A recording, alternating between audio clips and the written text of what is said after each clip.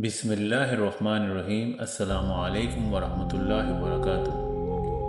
نبی کریم صلی اللہ علیہ وسلم کے دور میں ایک یہودی عورت نے ایک پرسرار بچے کو جنم دیا جس کا نام صاف ابن سیاد رکھا گیا۔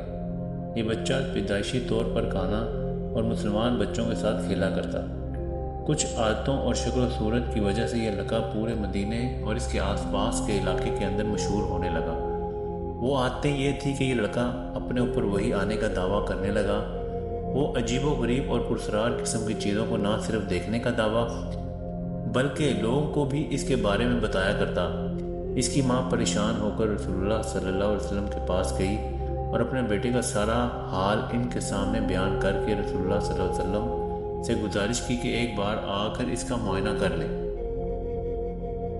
ایک دن حضرت عمر رضی اللہ تعالیٰ عنہ رسول اللہ صلی اللہ علیہ وسلم کے ساتھ چند لوگوں کے ہمراہ ابن سیاد کی طرف گئے۔ آپ نے اسے بنو مغالہ کے اونچے مکانوں کے پاس لڑکوں کے ساتھ کھیلتے ہوئے دیکھا۔ اس وقت ابن سیاد بلوغت کے قریب تھا۔ آپ صلی اللہ علیہ وسلم کی آمد کا اسے پتہ نہ چلا، یہاں تک کہ رسول اللہ صلی اللہ علیہ وسلم نے اس کی کمر پر اپنا ہاتھ مارا۔ پھر آپ صلی اللہ علیہ وسلم نے ابن سیاد سے فرمایا، کیا تو گواہی دیتا ہے کہ میں اللہ کا رسول ہوں؟ ابن سیاد نے آپ کی طرف دیکھا تو کہا، میں گواہی دیتا ہوں کہ آپ امیوں کے رسول ہیں۔ پھر ابن سیاد نے آپ صلی اللہ علیہ وسلم سے کہا، کیا آپ گواہی دیتے ہیں کہ میں اللہ کا رسول ہوں؟ تو رسول اللہ صلی اللہ علیہ وسلم نے انکار کیا اور فرمایا، میں اللہ اور اس کے رسولوں پر ایمان لایا ہوں۔ پھر آپ صلی اللہ علیہ وسلم نے فرمایا، تمہیں کیا نظر آتا ہے؟ ابن سیاد نے کہا، مجھے پانی پر شیطان کا تخت نظر آتا ہے۔ میرے پاس ایک سچا آتا ہے اور ایک جھوٹا شخص آتا ہے۔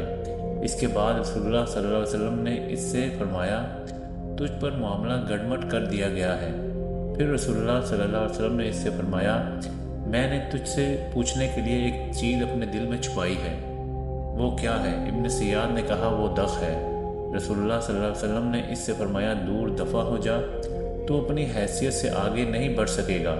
عمر رضی اللہ تعالیٰ عنہ نے یہ صورتحال دیکھ کر نبی پاک صلی اللہ علیہ وسلم سے عرض کی کہ اے اللہ کے رسول، اگر آپ مجھے اجازت دیں تو میں اس کی گردن اڑا دوں۔ آپ صلی اللہ علیہ وسلم نے فرمایا کہ نہیں عمر، اگر یہ ابن سیاد وہی دجال ہے جس کی آمد کا ذکر آخری زمانے یعنی قیامت سے پہلے کے زمانے کے اندر کیا گیا ہے تو پھر تم اسے قتل نہیں کر سکو گے، کیونکہ اس کو قتل کرنا تو صرف اور صرف حضرت عیسیٰ علیہ السلام کے لیے تقدیر میں لکھا جا چکا ہے، اور اگر یہ وہ دجال نہیں تو پھر اس کو قتل کرنے میں تمہارے لیے کوئی بھلائی نہیں۔ سالم بن عبداللہ نے کہا، میں نے حضرت عبداللہ بن عمر رضی اللہ تعالیٰ عنہ سے سنا، وہ کہتے ہیں کہ اس واقعے کے بعد آپ صلی اللہ علیہ وسلم اور حضرت ابی بن کعب انصاری رضی اللہ تعالیٰ عنہ کھجوروں کے اس باغ میں گئے جس میں ابن سیاد تھا۔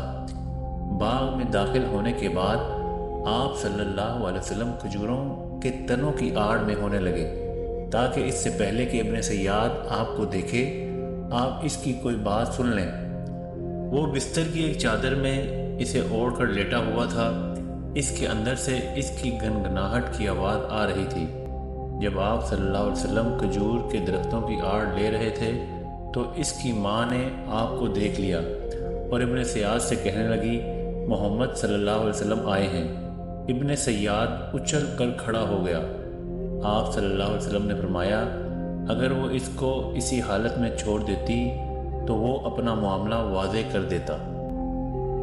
ابو سعید خدری رضی اللہ تعالیٰ عنہ بیان کرتے ہیں کہ ایک بار ہم قافلے کی صورت میں مدینہ سے مکہ حج یا عمرے کے لیے گھر سے نکلے۔ اس قافلے کے اندر ابن سیاد بھی شامل تھا۔ ہم لوگ ایک جگہ پر آرام کرنے کے لیے جب رکے تو قافلے کے لوگ یہاں وہاں پر بکھر گئے۔ میں اور ابن سیاد ایک جگہ پر اکیلے موجود تھے۔ مجھے اسے دیکھ کر خوف محسوس ہوا ان باتوں کی وجہ سے جو کہ وہ لوگوں سے کیا کرتا تھا۔ ابن سیاد نے ایک بکری کا دودھ نکال کر میرے سامنے پیش کیا اور کہا کہ اے ابو سعید، اسے پی لو۔ ابو سعید کہتے ہیں کہ میں نے کہا کہ گرمی بہت سخت ہے اور یہ دودھ بہت گرم ہے، لیکن اصل میں اس کے ہاتھوں سے یہ دودھ نہیں پینا چاہتا تھا۔ ابن سیاد یہ سمجھ گیا اور کہنے لگا، اے ابو سعید، خدا کی قسم جس طرح کی باتیں لوگ کرتے ہیں بدگمانی کرتے ہیں، اور رسول اللہ صلی اللہ علیہ وسلم کی دجال کے متعلق آپ نے حدیث نہیں سنی؟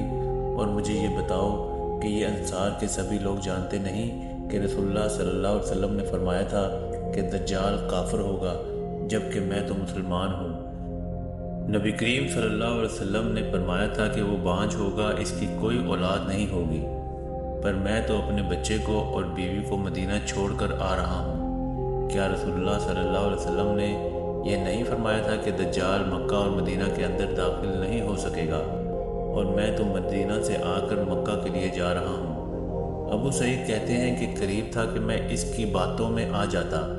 اس کے بعد اس نے جو باتیں کی، اس کی وجہ سے میرا شک اس پر مزید بڑھ گیا، کیونکہ اس کے بعد وہ کہنے لگا، اللہ کی قسم میں دجال کو جانتا ہوں، اس کے باپ کو جانتا ہوں اور اس کی پیدائش کو، اور یہ بھی کہ وہ اس وقت کہاں ہے۔ اس پر ابو سعید نے کہا، تیری تباہی ہو۔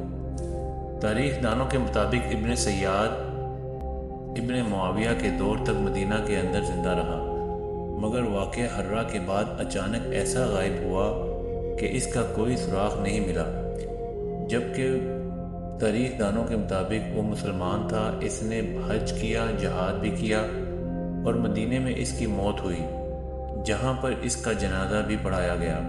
وہ اپنے ماضی میں جادوگر شیطانوں سے رابطے میں تھا، مگر اسلام لانے کے بعد اس نے یہ سب کچھ چھوڑ دیا۔